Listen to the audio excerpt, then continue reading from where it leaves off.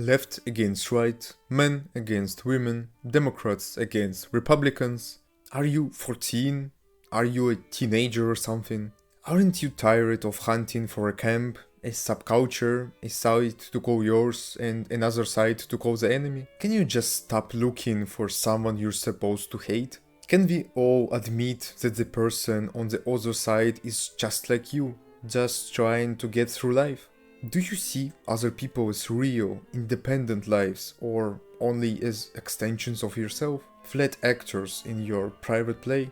Aren't you tired of playing games and never stepping outside them? Because when you stop playing, you don't find a world of fairy tale symbols, nations, races, ideologies, parties, truths and lies. All you can find is cold chance, inevitable death, and people trying to keep busy in the pause between being and not being.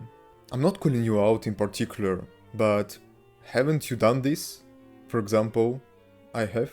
From late teens into my early 20s, I kept looking for a group I could call mine. I joined, left, came back, tried again. I really just wanted to belong. I chose by temperament, by habits, by identities already wore, by aesthetics. I wanted to feel part of something bigger, a collective. Sometimes because a group wouldn't accept me, sometimes because I couldn't accept it. Every place offered a menu of what should unite us: clothes, work, behavior, worldview, taste, things to make us feel like an extended family.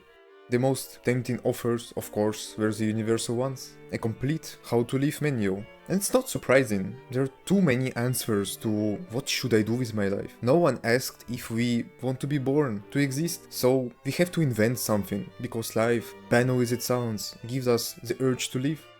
We try to multiply life through children, work, creativity, community, culture, memories and more. But if this river of desire has no banks, no frame, no channel, it dries up.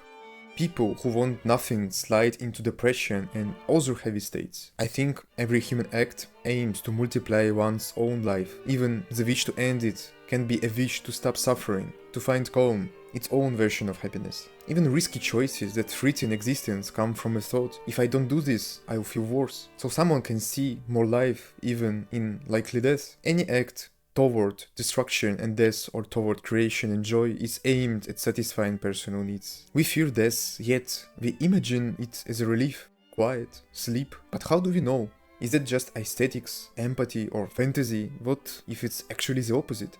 Picture a world where people truly believed that after the death there is guaranteed, unavoidable, eternal suffering, worse than anything in life. Would people in terrible situations still see death as a relief?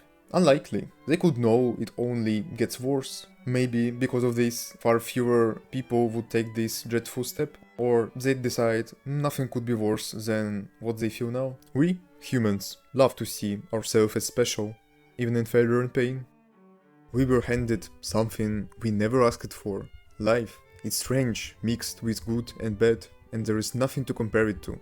So we crave instructions, ways to arrange randomness so it feels necessary, inevitable. We want meaning, a path, an end we're walking toward. Few of us like to think we're just a parental accident. We want to be wanted, we want to make sense.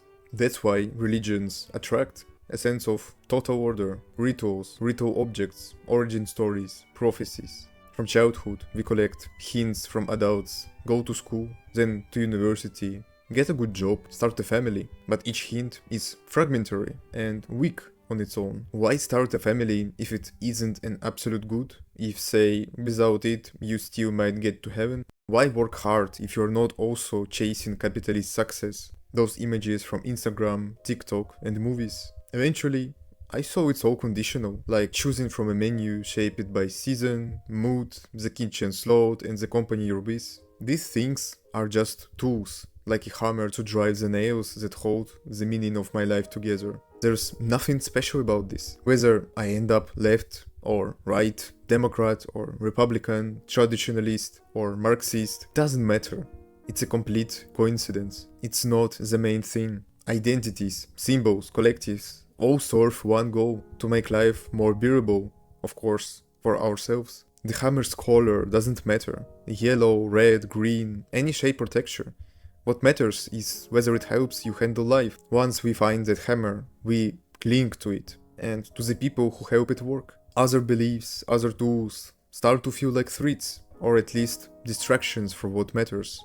So we build and keep tweaking a worldview cocoon, floating in an ocean of other cocoons, some more alien, some less. Now for us there's only mine, ours, and everyone and everything else. Here's where polarization is born. We're used to people having different views, tastes, preferences. That's normal. Most of the time, we don't care. But some views, some symbols, just flip a switch. Rage, fear, a sense of threat, and the urge to remove it. Why do some ideas feel harmless while others feel dangerous? It's because we're defending the symbolic home we live in. We get aggressive toward people and beliefs we think could block us from living the life we want, the life we consider right. If we live in a desert and a friend wants to ban grass, who cares? It's a desert, no grass, do what you want. But if that same friend says no private camels, camels should be communal, that hits a nerve. We think, he probably has a few camels and wants to profit of mine. We get angry, argue, maybe even stop being friends, find allies and split into opposite camps. We stop talking like before. We see each other as threats to our well-being, to our happiness. We stop seeing one another as a complex people with many good and bad traits. We turn into extensions of each other's fears, flat characters in a dull game we can't imagine ourselves without.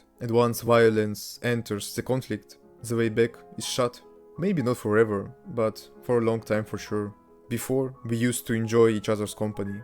Now, we're ideological opponents, unable to grasp that our views are just our private dealings with the life we were given without being asked. If life already makes us mortal, vulnerable to illness, weather, and an unfriendly nature, why make it even worse? Why breed more violence and death in a world of involuntary living beings who will die anyway? If we have eternal enemies, absolute good, clashes of nations, countries, ideologies, and other nonsense, then we always have something to do. A way to pass the time we've been given. We're scared of boredom, so we try to keep ourselves busy with anything that can distract us. But if you actually sit and get bored, don't grab the phone, don't start another war. You can realize that people don't live to play your game.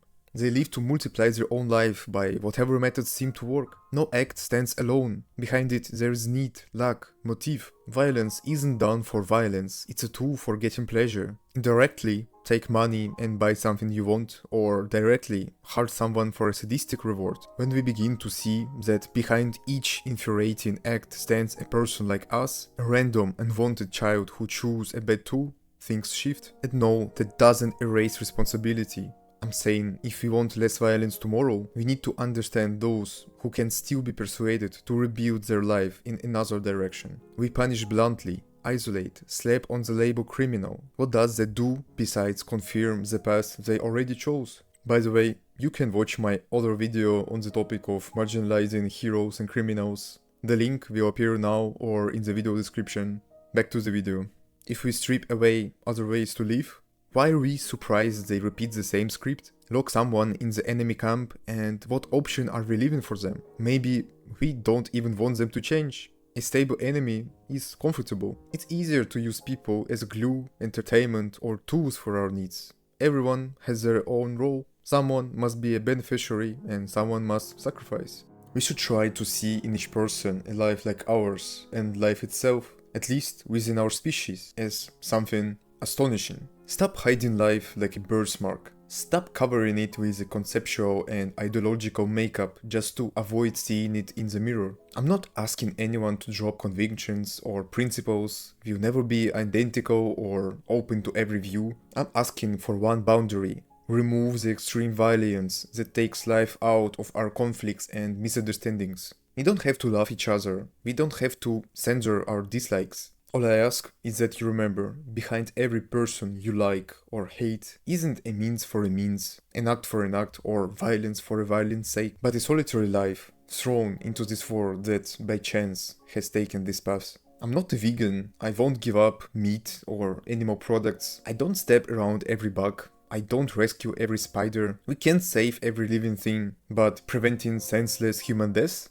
That's completely doable. Keep your camps and subcultures if you want. Just be adults. Admit you're playing. It isn't as serious as your costumes and toys make it look. I picture the world as a railway station. Trains come from who knows where and leave to who knows where, full of people. All we really see is the waiting hall, where we invent ways to pass the time between arrival and departure. We ask where others came from and where they're going. No one truly knows. Everyone answers differently. The boards are blank, the tickets say nothing, the stuff never showed up, and we, like kids in a sandbox, live, build, break, fight, and kill until it's time to leave for somewhere else.